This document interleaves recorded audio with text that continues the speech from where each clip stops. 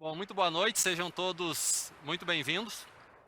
Eu queria começar com uma pergunta, se o tema redução de emissões é um tema que está na pauta das empresas e dos negócios de vocês. Legal.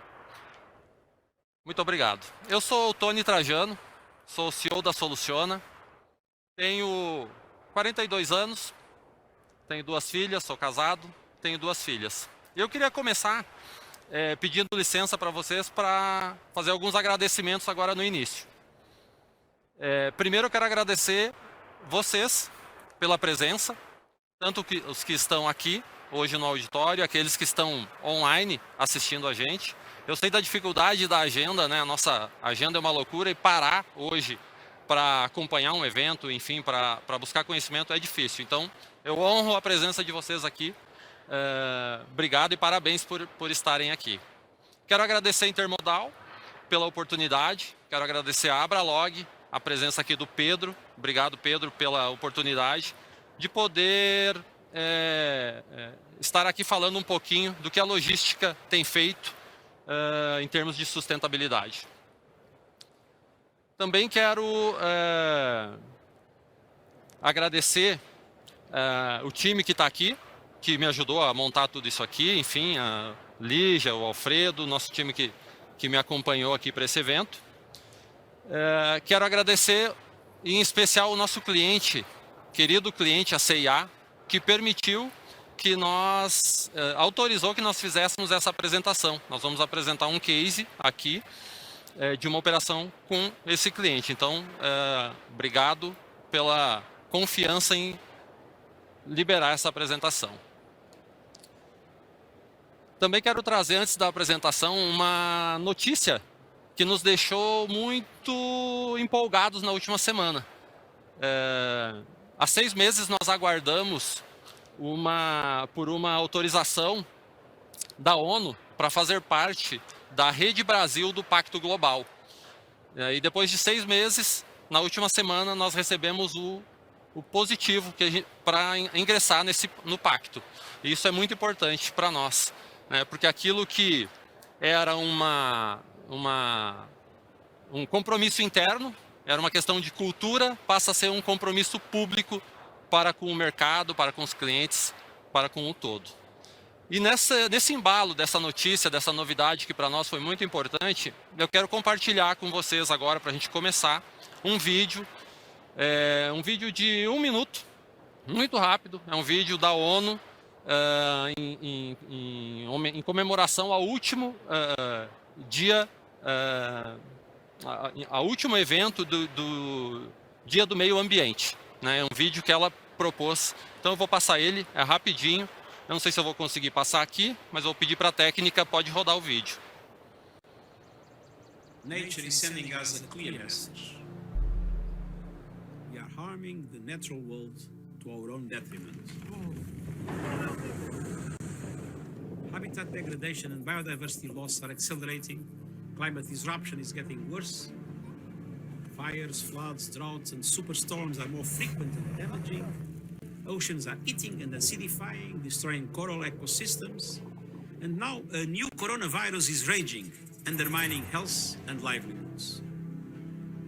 To care for humanity, we must care for nature. We need our entire global community to change course. Let's rethink what we buy and use. Adopt sustainable habits, farming and business models. Safeguard remaining wild spaces and wildlife. And commit to a green and resilient future.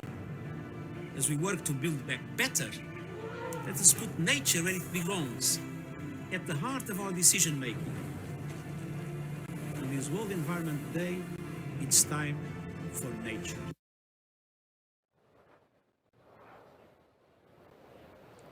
Bom, a mensagem é clara, é a hora do meio ambiente.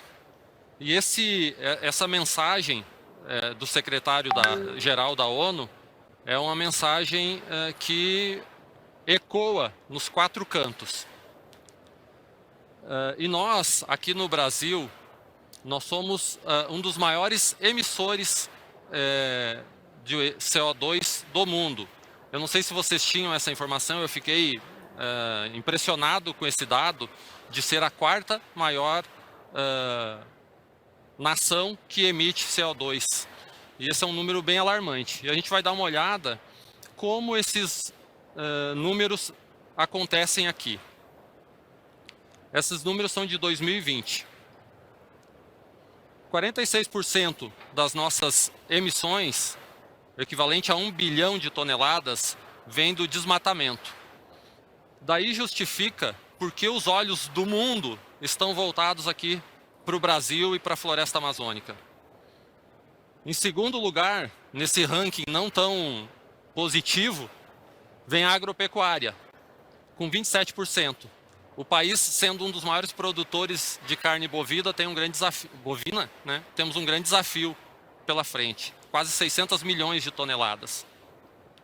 Em terceiro, e muito conectado com o tema que nós vamos falar aqui, vem transportes e energia. Energia, por isso que a necessidade de uma matriz energética verde se faz necessária e urgente. 18%, quase 400 milhões de toneladas de emissões. E por fim, processos industriais e resíduos, com 9%, quase 200 milhões de toneladas por ano, com dados de 2020. Bom, esses números globais e locais nos dão uma amostra, um direcionamento do que não pode mais ser adiado. Nós precisamos agir hoje. Bom, nós somos a Soluciona, nós temos 8 anos de vida, mas uma história de 35 anos. Essa história começou em 86, quando meu pai decidiu empreender e montar uma empresa, uma transportadora. Ele podia ter estudado para ser médico, para ser advogado, mas ele quis abrir uma transportadora. E eu sou muito grato e feliz por isso, senão nós não estaríamos aqui hoje contando essa história. Então, em 86, ele monta a empresa, 35 anos atrás. 10 anos depois, eu me junto a ele nessa empresa. Eu tinha aproximadamente 16 para 17 anos. E começa a minha jornada junto dele na empresa. O tempo passou e a gente dá um pulo na história para, mais recentemente, 8 anos atrás, nasce a Soluciona. A Soluciona vem de um olhar diferente, vem de uma visão diferente de perspectiva para o mercado. E a Soluciona nasce, eu não sei para onde, aqui. Nós já nascemos verdes e digitais, com um propósito muito claro.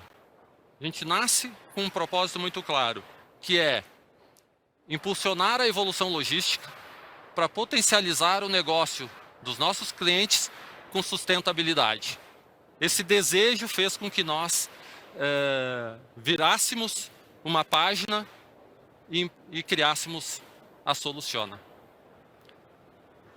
Bom, dentro desse contexto global e local, nós temos um termo que vem para a nossa agenda hoje, que é o ESG, uma pauta que cai quase que como obrigatória para as empresas. Embora ela seja uma pauta mais recente, ela não é tão recente assim. Ela foi cunhada lá em 2004, esse termo ESG. Então, quase 20 anos já, que pela primeira vez surgiu esse termo ESG, lá dentro do Pacto Global, numa reunião da ONU com o Banco Mundial, lançou-se um desafio de como integrar sustentabilidade social, econômica e governança dentro das práticas das empresas. E de lá para cá, esse termo vem ganhando muita força dentro das empresas. Começou pelas empresas de capital aberto e hoje é um tema que está na pauta de todo gestor. E não é diferente para nós. na Soluciona. Também está esse tema na nossa pauta. Faz parte da nossa primeira linha das mesas de negociações. E nós acreditamos que o ESG é uma questão irreversível, não tem como voltar atrás. Ou você investe nisso, ou você está fora do mercado. É fazer hoje para que possamos ter o amanhã. E acreditando no ESG, é que nós... Deixa eu voltar aqui, só um pouquinho.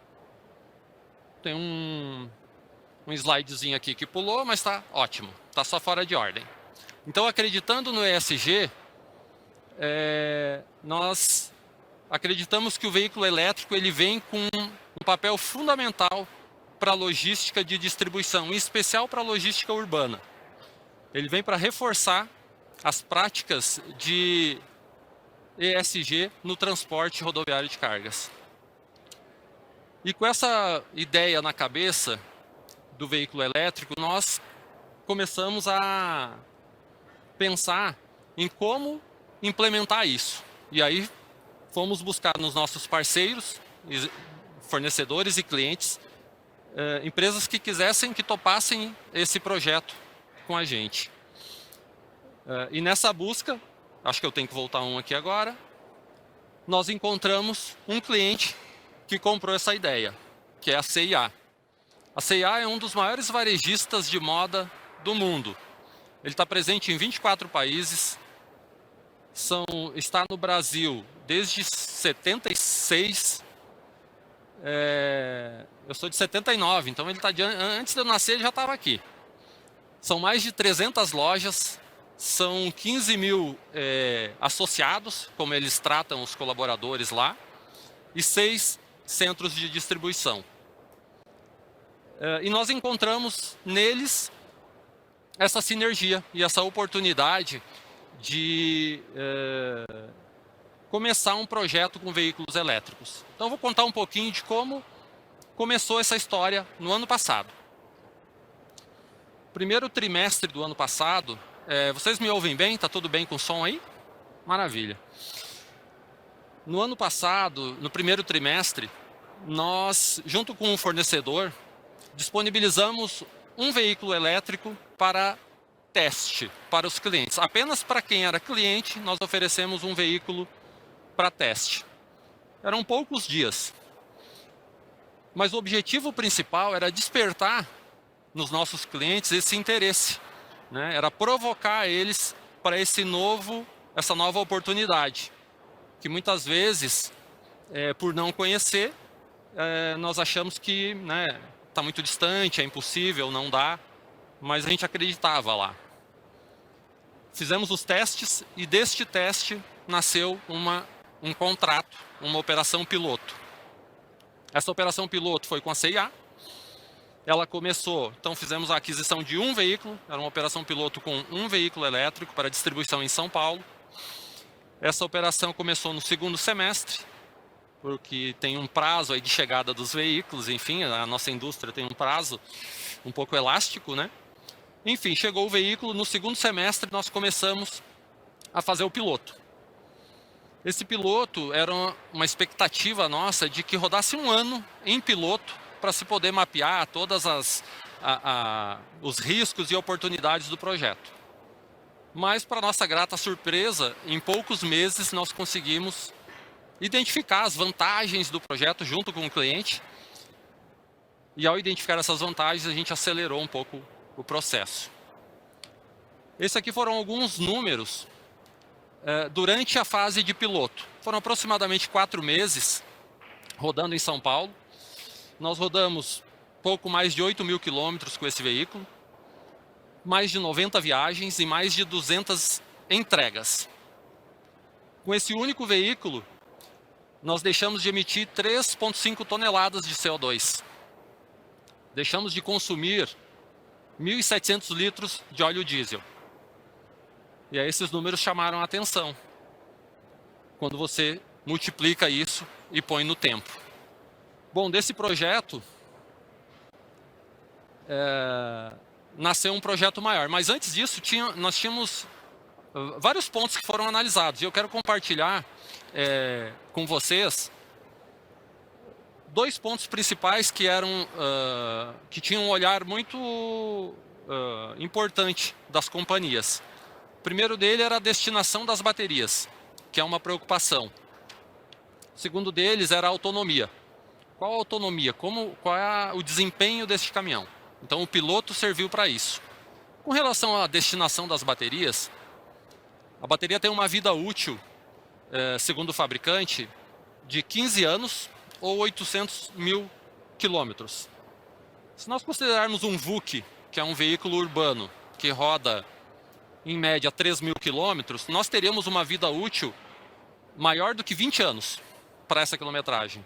Por isso, uma ou outra, ou 15 mil, ou 15 anos, ou 800 mil km a vida útil dessa bateria. Mas o que fazer depois? Essa é uma pergunta. E o próprio fabricante já traz uma primeira solução, o fabricante do veículo, que é incluir essa bateria no processo circular e trazer para reciclagem para fazer uma nova bateria. Para mim parece óbvio, mas tem uma questão de tecnologia. E tem outras alternativas, tais como transformar essa bateria em uma bateria estacionária. Por exemplo, para armazenar energia de uma captação solar, né? De um sistema de geração solar. Você só gera quando tem sol, obviamente, né? E você poderia armazenar essa energia nessas baterias. Então, esses são alguns caminhos, dentre outros que vão surgir, mas eu acho que o importante aqui é entender que o desafio da bateria é um desafio não da indústria, não do varejo, não do consumidor, é da cadeia. Nós precisamos ter uma solução e todos têm que estar envolvidos para juntos conseguir uma solução para que realmente seja um produto sustentável. Bom, agora olhando para autonomia e desempenho. Quais são as preocupações? Tem aquela máxima que diz que treino é treino, jogo é jogo, né? Quando põe para jogar é que a gente vê quem amarela e quem não amarela. Aqui a gente queria saber se no campo de batalha esse caminhão ia responder da forma que a gente gostaria, né? Uma coisa é treinar para vir aqui falar, outra coisa é subir aqui para falar, né? É bem diferente. Então a gente precisava saber se a autonomia que era prevista, de fato, ela aconteceria com N variáveis, ou seja, eu tenho variável trânsito, tipo de rodovia, tipo de motorista, tipo de condutor, eu tenho peso da carga, eu tenho o implemento que eu estou usando, então são N variáveis. E aí nós podemos testar, durante esses 4 meses, todas essas variáveis, com N rotas aqui em São Paulo, e poder traçar um perímetro, né? A partir do centro de distribuição, qual seria o perímetro que esse caminhão pode atender, com segurança, que ele vai e volte e não cause nenhum problema. Então, o que era para ser, nós imaginávamos que precisaria de 1 ano, nós fizemos em 4 meses.